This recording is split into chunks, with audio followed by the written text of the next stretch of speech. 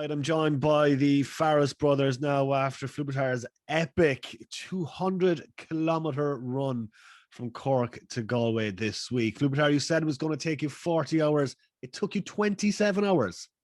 Yeah, just under 27 hours. I was expecting to do it.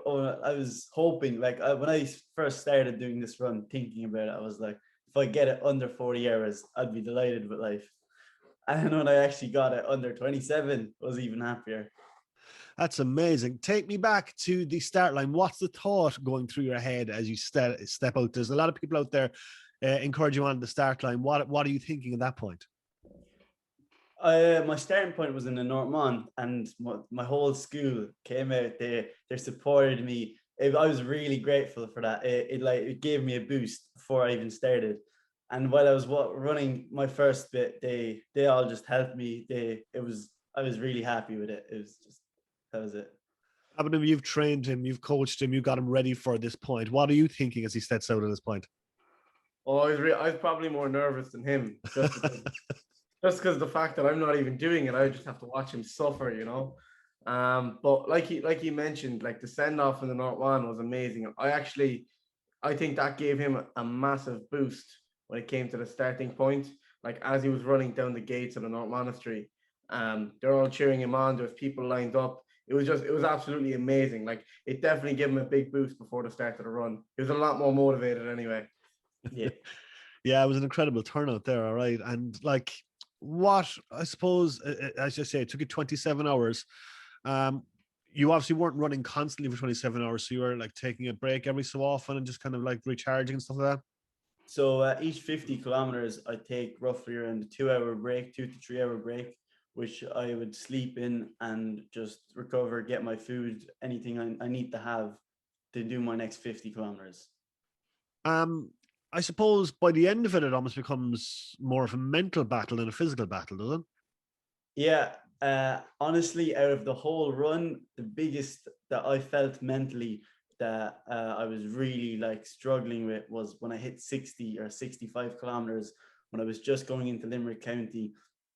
The only reason I felt like that, because last time I was on that road, it was when I was doing 100 kilometers from Cork to Galway in 2020, and Cork to Limerick, yeah, sorry.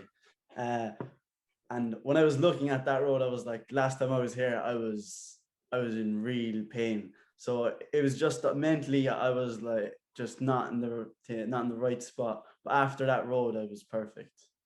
But were you ever worried about him at any point that he might not finish it? I was always worried the whole way, but not to the point where he wouldn't finish it, because I knew straight away, like he was willing to go right to the end, no matter what. Even if he broke his leg, he'd have to crawl or waddle up or whatever. He was gonna finish it. So I always knew he was gonna finish it in that point. But injury wise, yeah, he was having a lot of issues with his left knee, and his left ankle, and he had that early on. So that was a big point. That was a scary point as well, because he was limping a lot. He started limping less than halfway through it, but he just kept pushing through it. Really. Was that knee and ankle injury like really bad for you, or was it like really affecting you? So my ankle and my knee, yes, they both were on the same leg, so it was kind of painful every time I take a step. It was sore, but honestly, I was like, I'm getting this run done, even if I have to walk there. So I might as well just keep jogging and I'll finish this run. What was the weather like? Did the weather play ball all the way up? Surprisingly, it was really good. We were actually expecting when we were coming up towards Galway, it'd be slightly a bit of rain, but the whole way it was perfect. I couldn't be better. Like, just a bit. Yeah. There was a tiny bit of rain in Clare, maybe for like 3 hours, but that was it. That probably refreshed you, though, did it? The rain. It actually really did. It was. I was getting a bit tired, and then when the rain came, I was like, I was actually getting more motivated. I was like, this. I don't care what the weather is like. I'm finishing this run. And you had your mum and dad as support in the camper van. Like, how important was that to have them there with you all the way? I was actually really happy. They were really, really nervous. Each 50 kilometers, I'd come in and I'd obviously be really sore just coming in, like struggling to get up the camper van.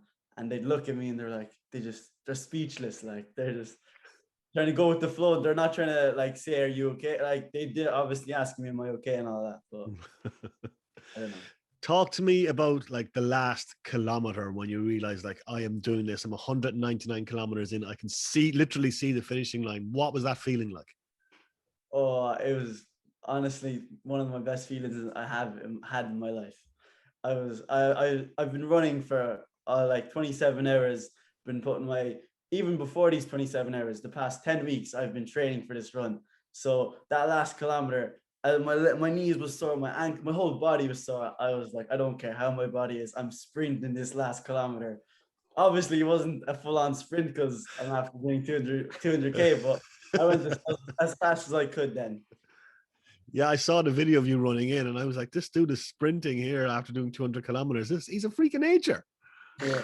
Honestly, I'm after the 200K. So when I hit the 200K, I was really like I was happy I'd done 200K, but at the same time, I was if I felt like I wanted to do more, it didn't feel like I was finished. I honestly believe I could have done more.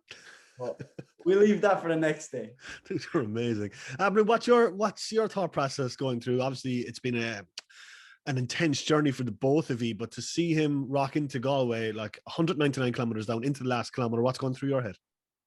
I was just it was so weird. I think it was like because we had a routine. Like he was jogging he was running for 27 hours or just under 27 hours, but we were really on the road for about 3 days. You know, two and a half days to be precise. But like we had such a routine of run, sleep, eat, run, sleep, and we just kept that whole routine right through. So when it came to the last kilometer, we were like, "Oh, thank God we're finished." But like he mentioned, when we jumped back into the camper, relaxed, and we're like, "We're done," it was almost like we were so confused because we were expecting to jump in and jump back out that we just didn't know what was going on. You know, because we just had such a good routine set that when it came to time to chill out, we were almost sad that we're finishing. It was really weird. He was definitely sad that he was finishing. Honestly, when we were heading back to Cork after the whole run was done, I was happy I finished 200K, but at the same time, I wanted to do more. How did you celebrate afterwards? I think I saw Supermax mentioned somewhere. My finishing point was actually in Supermax. How convenient. So we were looking at Galway City, and I was like, "Oh, here, Supermax is I actually used to live in Galway, so that's why I actually picked Galway too." So I was like, "Oh, here, Supermax is a shout after this run. Had to get a munch after it." What did you get? I got a breast and a buzz. Nice.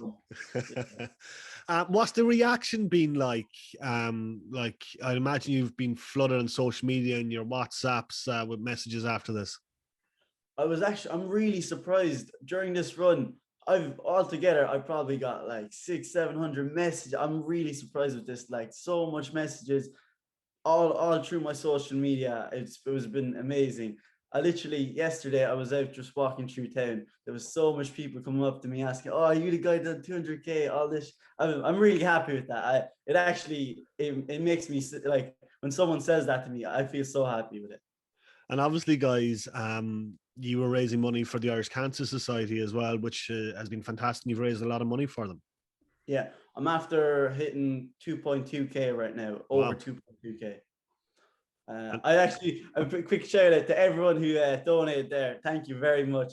I really appreciate that. And that link is still open if people want to contribute. Yeah, it's a link in my bio in all my social media. Excellent. I'm almost afraid to ask what's next. So that's the big question. After this, actually during this 200K, I was thinking to my brother, I was like, "Here, what am I actually gonna be? What's gonna be next?" Like while I was running this. So 2022, I'm gonna be doing 300 kilometers. That's my goal. Dude, seriously. 2022 is 300 kilometers. From Cork to where? I haven't planned it. Like I was only thinking this while I was doing the 200K. So I haven't got a spot yet for 300K. But if anyone here that's listening to this knows somewhere 300 kilometers from Cork City, give me a message and I'll consider it. That's amazing. And Abanoub, obviously, you're going to have to train him to do 300 kilometers as well. So that's going to be a fun challenge. That's going to be a fun challenge and a long training camp. going to be a lot longer than 10 weeks, more like maybe 4 months, 5 months at least. There'll be a lot of pain in that training camp. That is absolutely amazing. And have you thought about doing like events kind of further afield, maybe like abroad and stuff like that, ultramarathon running? Yeah, I'm considering everything with running. So far after this run, I'm feeling good right now. I'm just gonna rest for a week, but I have to go back to the MMA world because I'm fighting in Turkey in the World Championships in July for the Irish team. So I'm gonna be getting that gold medal, and then I'm gonna go back to the running scene. I'm gonna take over the running scene, and I'll take over the MMA scene. Beautiful. Well, whoever you fight in Turkey won't have the cardio to match you anyway. That's for sure. My fight, like one of the round, it's a 3-round fight, and it's 3 minutes each round. So this is nothing to me right now. I'll go for more. Like, But would you have to rein him in sometimes? As in like You have to tend to like slow down and calm down a little bit, like. slow down. Yeah, he gets, especially when he runs. At the start of the run, big shout out actually to our coach Liam. He helped out Fufu big time with his run. So at the start, Fufu was so like motivated and hyped when he saw everyone from the North Man. So he was going at such a high pace when you're doing 200, like you should be running a kilometer in like 8 minutes. You know, you should be going extremely slow, like very light run. And he was doing it in like maybe 4. So he done like the first 2 and 4. I was like, what are you doing, man? I was like, you got to slow down big time. And then Liam jumped in, jogged the first 15K with him, made sure he slowed down, set a nice pace for him, and then he set off the run. So yeah, I did have to held him back a bit when it came to how fast he was going, because he was just getting so excited with everything. But yeah. So obviously now you're taking a week off, obviously. So you need that, I'd say, do you? honestly, I'm actually feeling good. I could literally after this 200K, I could go out right now. I'd probably do another 50 right now. Like I actually thought after this 200K, my body, like I was expecting after this 200K, I'm going straight to the Galway hospital. When I'm done this, I'm going to be wrecked. I'm going to do this and that. I was perfect. I'm perfect right now. My knee's sore, but it's nothing major. I could keep running right now. That's amazing. Guys, it's been an absolute pleasure talking to you today.